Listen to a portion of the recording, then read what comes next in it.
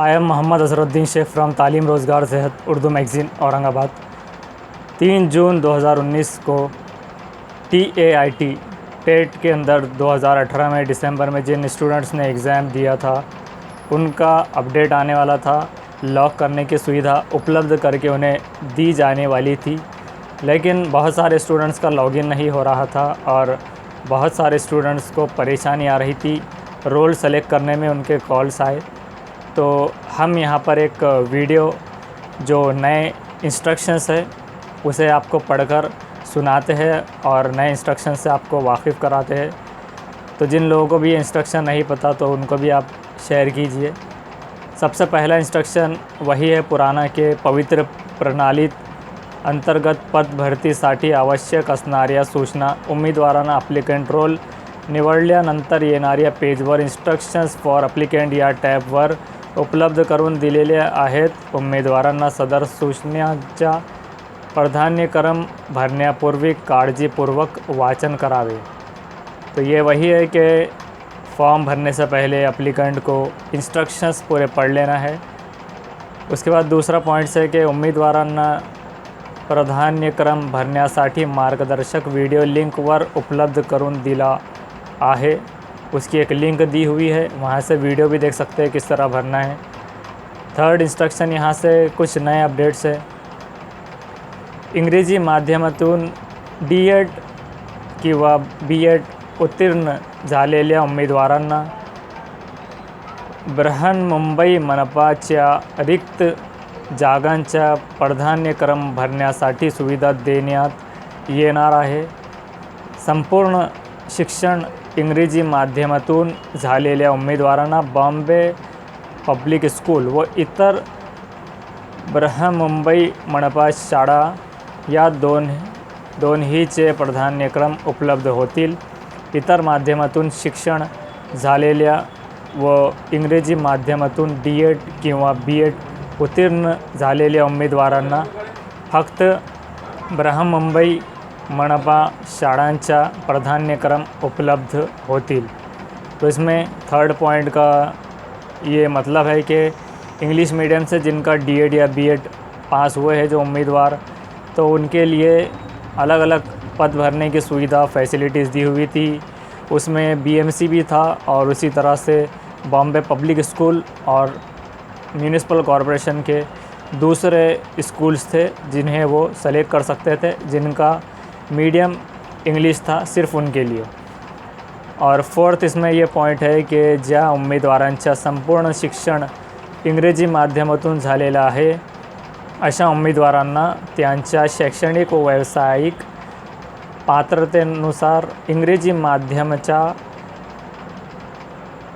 व्यतिरिक्त इतर माध्यमाच्या त्या संस्थातील प्राधान्यक्रम दिसू शकतील जिथे तत्सम विषयाचे शिकवण्याचे माध्यम इंग्रजी आहे। अशी सुविधा अन्य माध्यमासाठी सुद्धा लागू राहील। तो इसमें जो फोर्थ पॉइंट है वो ये है कि जिन उम्मीदवारों के सारा एजुकेशन इंग्लिश मीडियम में हुआ है तो ऐसे उम्मीदवारों को उनका एजुकेशनल और व्यावसायिक उनका जो फील्ड है उसके हिसाब से इंग्लिश मीडियम उसे लेना है, या फिर दूसरे जो मीडियम आ रहे हैं तो वो उसमें दिखाई देंगे। मतलब मीडियम के हिसाब से उन्हें दिखाई देंगे, जो प्रेफरेंसेस वगैरह भी आ सकते हैं। तो जिनको तत्सम विषय जो है, जो मज़मून था उनका इंग्लिश था, तो उनके लिए ये एक यहाँ पर एक ये बात यहाँ से समझ में आ रही है कि इसमें जो बताया जा रहा है कि जहाँ पर सिखाने का मीडियम इंग्लिश है, तो अगर कोई इंग्लिश सिखा सकता है तो अशी सुविधा अन्य माध्यमासाठी सुद्धा लागू राहील। तो यहाँ पर एक बात ये समझ में आ रही है कि दूसरे मीडियम वाले भी शायद वहाँ पर अप्लाई कर सकेंगे अगर उन्हें इंग्लिश आती हो तो वहाँ पर पढ़ाने के लिए, अगर उनका वहाँ पर नहीं भी आ रहा। मतलब बहुत सारे स्टूडेंट्स ऐसा मानना था उनका कि उर्दू मीडियम से है लेकिन उर्दू के स्कूल्स नहीं आ रहे, तो उनको जो भी लिस्ट में से इंग्लिश स्कूल भी अगर आ रहा है BMC का छोड़कर, तो अगर वो इंग्लिश मीडियम में उन्हें पढ़ा सकते हैं तो वो वहाँ पर पढ़ाने के लिए अप्लाई कर सकते हैं। ऐसा ज़रूरी नहीं है कि उर्दू मीडियम से आपका एजुकेशन हुआ हो तो उर्दू के स्कूल्स भी उसमें दिखाई दे। फिफ्थ पॉइंट है कि EWS इकॉनॉमिकली वीकर सेक्शन प्रवर्गासाठी नॉन क्रिमिलेअर प्रमाणपत्राची आवश्यकता नाही, त्यांच्यासाठी सक्षम प्राधिकारी यांनी दिलेले EWS प्रमाणपत्र आवश्यक राहील। तो हमने इससे पहले एक वीडियो भी बनाया था EWS के बारे में, किसको लागू है। जनरल कैटेगरी में जिनकी भी इनकम 8 लाख से कम हो रही है उसका हम एंड स्क्रीन में एक वीडियो डालेंगे, वो जिन्होंने अब तक नहीं देखा है तो वो उसे पहले देख ले। तकरीबन 1-2 महीने पहले अपलोड किया हुआ था वो, जिसमें हमने ये बताया था कि नॉन क्रीमिलेयर आपको वहाँ पर ऑटोमेटिक सेलेक्ट हो जाएगा अगर आप जैसे ही EWS करते हैं, और उसे अलग से बनाने की ज़रूरत नहीं है। लेकिन बहुत सारे लोगों को कुछ लोग मिसगाइड कर रहे थे, कुछ फॉर्म भरने वाले, कि आपको नॉन क्रीमिलेयर का भी सर्टिफिकेट बनवा कर रखना होगा। तो यहाँ पर उन्होंने एक चीज़ यहाँ पर वाज़े की है कि EWS का जिसका कैटेगरी है उनको नॉन क्रीमिलेयर का प्रमाण पत्र की ज़रूरत नहीं है, लेकिन उनको EWS का प्रमाण पत्र ज़रूर लगेगा। तो यहाँ पर आपको ये भी करना होगा कि जिसने भी EWS का सर्टिफिकेट अब तक नहीं बनवाया है तो वो उसे रेडी रखिए बनवा कर अब। और इंशाल्लाह इंटरव्यू की तैयारी कैसे करना है, क्या क्या चीज़ें आपको साथ में रखना है, उस पर भी इंशाल्लाह अगर टाइम मिलता है तो हमारे दिमाग में भी चल रहा है कि उस पर वीडियो बनाया जाए। तो अगर पॉसिबल हुआ तो उस पर भी हम वीडियो बनाएंगे ताकि आपको हेल्पफुल हो। नेक्स्ट पॉइंट ये है 6 के SC/ST पेसा PESA या प्रवर्गातील उमेदवारांना नॉन क्रीमिलेयर प्रमाणपत्राची आवश्यकता नाही।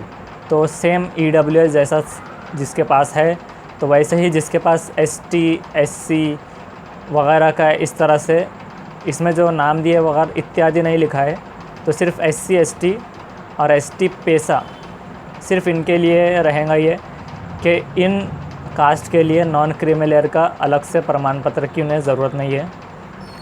उसके बाद 7th नंबर का ये पॉइंट है कि उमेदवारांची दिनांक 31/5/2019 अखेर असलेली शैक्षणिक व व्यावसायिक अर्हता TET CTET 2018 वगड़ता। तो यहाँ पर ये बताया जा रहा है इसमें शॉर्टकट में, क्योंकि 31 की डेट निकल गई तो ये इतना इम्पोर्टेंट पॉइंट यहाँ पर नहीं है। 31 तारीख तक 31 मई 2019 तक जिन लोगों को बताया गया था उन्हें एक सहूलत दी गई थी कि TET CTET वगैरह अगर उन्हें कुछ डिफरेंस करना है मार्क्स वगैरह का तो वो कर सकते थे। तो अगर आप वहाँ पर अभी भी अगर हो रहा है तो EO के पास जाकर देख सकते हैं वैसे, लेकिन शायद उसकी डेट ख़त्म हो गई है। तो 31/5 तक उन्होंने सहूलत दी थी, जिसके मुताबिक शासन निर्णय 23/6/2017 के हिसाब से उन्होंने इसमें जो TAIT का एग्ज़ाम था उसकी अर्ज़ करने की डेट 22 नवंबर 2017 इस तरह से थी। तो इसमें कुछ चीज़ें उन्होंने बताई थी कि जिनका अगर समझ लो TET वगैरह अगर पास है तो वो उसमें डालने की सुविधा वगैरह थी। तो अगर जिन्होंने नहीं डाला था तो वो उसमें एंट्री कर सकते हैं, कुछ इस तरह से उसका मतलब निकल रहा है तकरीबन।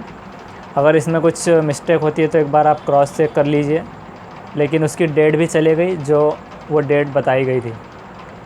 8 नंबर का इंस्ट्रक्शन है कि पवित्र पोर्टलवर उमेदवारांना काही तांत्रिक अडचणी येत आहेत, सदरच्या अडचणी तत्काळ सोडविण्याची कारवाई सुरू आहे। त्यामुळे या अडचणी दूर करून लवकरात लवकर नव्याने प्राधान्यक्रम जनरेट करून लॉक करण्याची सुविधा देण्यात येत आहे। तो पवित्र पोर्टल में जिन उम्मीदवारों को, जिन कैंडिडेट्स को लॉगिन का बहुत मुश्किल आ रही थी, फॉर्म्स नहीं भरे जा रहे थे, तो उनके लिए वो अड़चन दूर करके दी जाएंगी और प्रॉब्लम सॉल्व करके दी जाएंगी। उसके लिए वो जल्द से जल्द काम चालू है उसका, तो वो प्रोवाइड किया जाएगा। नेक्स्ट है इंस्ट्रक्शन, उमेदवारांना प्राधान्यक्रम जनरेट करणे आणि प्राधान्यक्रम भरण्याची सुविधासाठी काही कालावधी लागणार आहे, त्याचे वेळापत्रक या यथावकाश पवित्र पोर्टलच्या वेबसाईटवर कळविण्यात येईल। तो उम्मीदवारों को जो जनरेट करने की, लॉक करने की ये सारी जो सुविधा है, तो वो वेबसाइट पर जल्द ही उसका बताया जाएगा कि कब डेट निकलने वाली है। तो वो अलग से शायद हो सकता है वेड़ा पत्रक लिख रहे हैं। तो जिस तरह पहले उन्होंने रजिस्ट्रेशन के लिए टाइम टेबल दिया था समझदारी के साथ डेट वाइज, तो हो सकता है कि वो अब भी समझदारी के साथ उनकी डेट दें कि किसको इस दिन में भरना है। तो उस पर भी काम चालू है, वो जल्द अपडेट दे सकते हैं।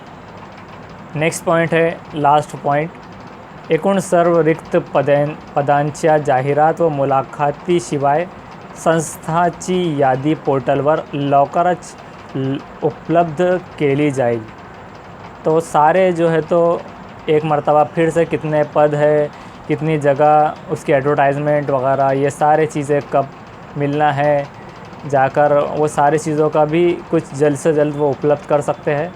तो कनेक्टेड रहिए और सब्सक्राइब करके रखिए, बेल आइकन को दबाइए ताकि नेक्स्ट कभी भी वीडियो आता है तो आपको वो पता चले कि वीडियो अपलोड हुआ है। अगर आपके काम का है तो देखिए टीईटी टेट के ताल्लुक़ से, और बाकी से शेयर भी कीजिए जिन लोगों को नहीं पता।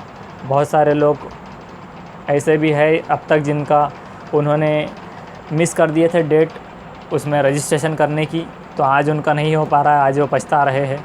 तो कम से कम हमारी वजह से अगर किसी को फ़ायदा पहुंच जाता है तो बहुत अच्छी बात है। तो उन सारे लोगों को शेयर कीजिए जो लोगों ने 2017 का एग्ज़ाम दिया था। Thank you very much.